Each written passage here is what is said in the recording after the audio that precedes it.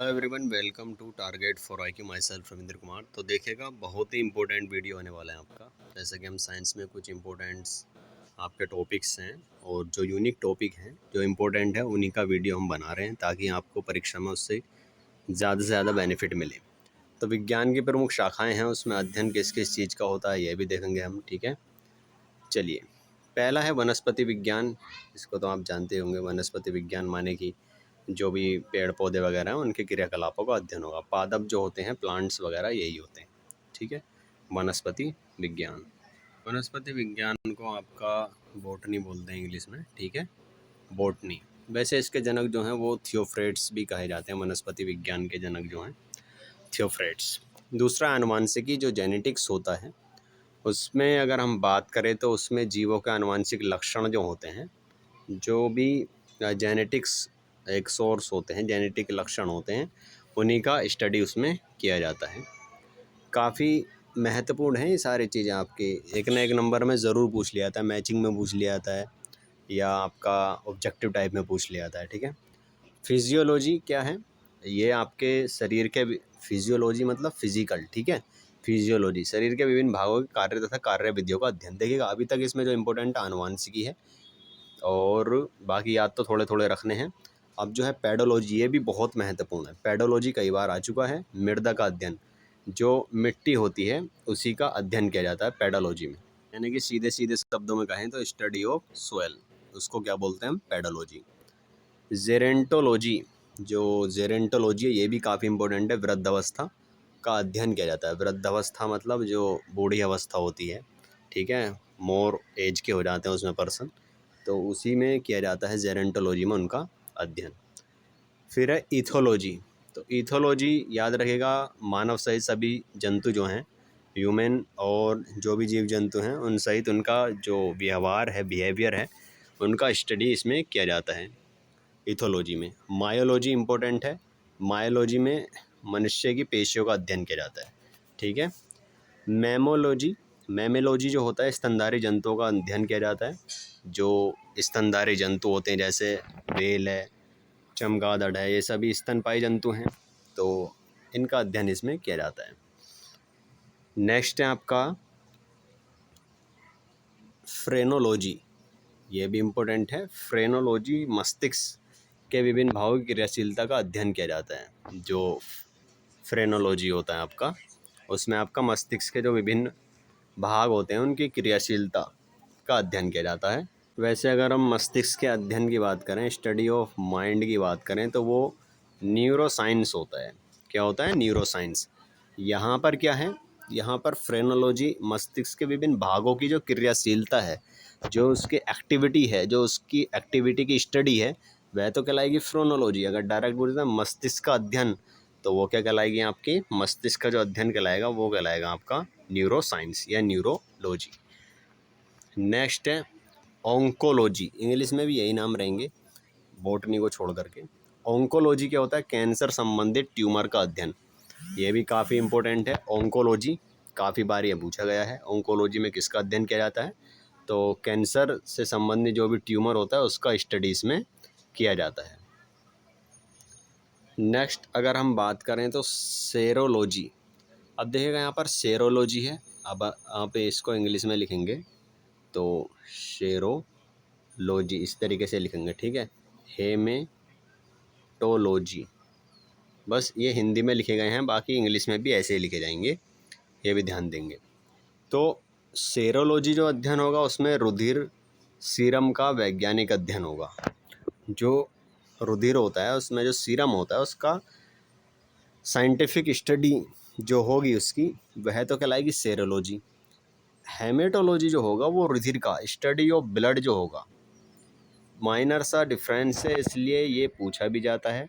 जैसे मस्तिष्क का मैंने आपको बताया था, जो उसकी क्रियाशीलता है उसका जो अध्ययन है वो तो फ्रेनोलॉजी है, लेकिन न्यूरोलॉजी से पूछा जाएगा डायरेक्ट तो मस्तिष्क का अध्ययन है या न्यूरोसाइंस। ठीक है, अब यहाँ पर भी कुछ ऐसे फ़र्क हमें देखने को मिल रहा है। जैसे सेरोलॉजी है तो आपका रुधिर में जो सीरम होता है उसका वैज्ञानिक अध्ययन किया जाता है। Haematology study of blood, study of blood, ये होता है आपका हेमेटोलॉजी। ठीक है। नेक्स्ट अगर हम बात करें तो वह है ओस्टियोलॉजी। ओस्टियोलॉजी में किया जाता है हड्डियों का अध्ययन, study of bone, study of bones, यानी कि जो आपकी हड्डी हैं उसकी जो स्टडी की जाती है, और उसकी स्टडी को क्या बोला जाता है आपका ओस्टियोलॉजी। एंड्रोलॉजी उपास्थि से संबंधित अध्ययन होता है, इतना इम्पोर्टेंट नहीं है। देखिएगा न्यूरोलॉजी यहाँ पर आ चुका है, तंत्रिका तंत्र से संबंधित अध्ययन, जो हमारा नर्वस सिस्टम है, पूरा नर्वस सिस्टम, ठीक है, उसका ही अध्ययन क्या कहलाता है आपका neurology. Study of nervous system, study of related to nervous system क्या कहलाता है आपका न्यूरोलॉजी। पैथोलॉजी क्या कहलाता है, आपने देखोगा पैथ लैब, ये वही पैथोलॉजी है, ठीक है। इसमें रोगों के प्रकृति, लक्षण, कारकों का अध्ययन यह सब किया जाता है। जो डिजीज़ वगैरह होती हैं उनके क्या क्या लक्षण हैं, क्या क्या नेचर है उनका, आदि उसके जो सोर्स हैं उन्हीं का अध्ययन किया जाता है पैथोलॉजी में। अब ये थोड़ा गलती से यहाँ पर टाइप हो गया है। वायरोलॉजी इम्पोर्टेंट है, विषाणु का अध्ययन, विषाणुओं का अध्ययन इसमें किया जाता है, वायरस का वायरोलॉजी, यानी कि जो विषाणुओं का अध्ययन है वही क्या कहलाता है स्टडी ऑफ वायरस क्या कहलाता है वायरोलॉजी, बहुत ज़्यादा इम्पोर्टेंट है। दूसरा नेक्स्ट है आपका बैक्टीरियोलॉजी, इसमें जीवाणु का अध्ययन किया जाता है, जो बैक्टीरिया होते हैं, स्टडी ऑफ बैक्टीरिया क्या कहलाती है बैक्टीरियोलॉजी। एंटोमोलॉजी काफ़ी इम्पोर्टेंट है, कीटों का अध्ययन, जो इंसेक्ट्स होते हैं आपके, तो कीट यानी कि इंसेक्ट्स, ये हमने देख लिया, जो इंसेक्ट्स का स्टडी है वह क्या कहलाता है एंटोमोलॉजी, काफ़ी इम्पोर्टेंट है। इक्थियोलॉजी, जो आपका एक थियोलॉजी है उसमें किसका स्टडी किया जाता है, तो इक्थियोलॉजी में किया जाता है आपका मत्स्य की संरचना, फिशेस वगैरह जो है उनका स्ट्रक्चर वगैरह आदि का अध्ययन, स्टडी जो किया जाता है वो इक्थियोलॉजी कहलाता है, काफ़ी इम्पोर्टेंट है। यहाँ पर ये फिर इसमें थोड़ा सा गलती हो गई है। सर्पेंटोलॉजी सर्पों का अध्ययन है, सर्पेंटोलॉजी, ठीक है, सर्प से याद रखेगा सर्पेंटोलॉजी। फिर है ट्रोफोलॉजी, ये इतना इम्पोर्टेंट नहीं है, बस थोड़ा सा याद रखिए। ट्रोफोलॉजी मीन्स पोषण एवं पोषण विधियों का अध्ययन। अब जो इससे इसी लाइन में इसमें ऐड हो गया है गलती से, वह काफ़ी महत्वपूर्ण है, आर्निथोलॉजी, ये काफ़ी इम्पोर्टेंट है, पक्षियों का अध्ययन, स्टडी ऑफ बर्ड्स क्या कहलाता है ऑर्निथोलॉजी, ठीक है, स्टडी ऑफ बर्ड्स, बहुत ज़्यादा इम्पोर्टेंट है। डर्मेटोलॉजी, ये भी इम्पोर्टेंट है। डर्मेटोलॉजी क्या कहलाता है, त्वचा जो स्किन वगैरह होती है हमारी, उसकी डिसीज़ वगैरह का अध्ययन, त्वचा का भी अध्ययन और उसमें डिसीज़ वगैरह जो होती हैं उनका भी अध्ययन डर्मेटोलॉजी में कहलाता है। सॉरी, हाँ डर्मेटोलॉजी में ही होता है।